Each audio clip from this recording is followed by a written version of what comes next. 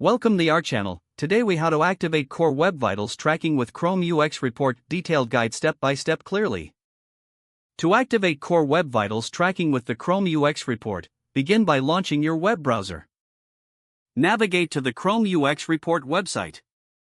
Once there, you will notice various options and metrics displayed. To start tracking, you will first need to access the dataset. Locate the Get Started button on the page and click it. You will be redirected to a page detailing the usage of the Chrome UX Report. Now, familiarize yourself with the Core Web Vitals metrics highlighted here. These metrics include largest contentful paint, first input delay, and cumulative layout shift.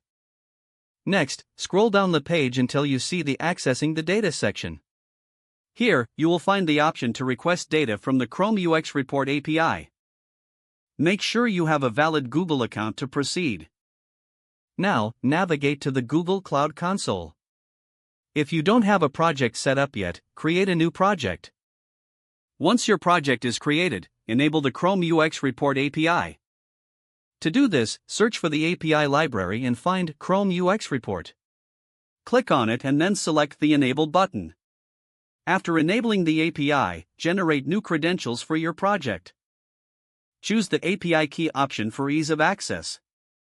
Store this API key in a secure location, as you will need it for data queries. Next, you'll want to set up your query to the Chrome UX Report API. Refer to the API documentation to understand the structure of the request. Use your API key to authenticate these requests. Construct a query that specifies the URL you want to analyze. You can also define the desired metrics, focusing specifically on the Core Web Vitals. Now, execute the API request using your preferred method, such as Postman or a simple browser. Once the data is retrieved, parse the JSON response to extract the metrics you need. Review the metrics to understand the performance of your site according to Core Web Vitals. Finally, use the insights gained to make improvements on your website for a better user experience.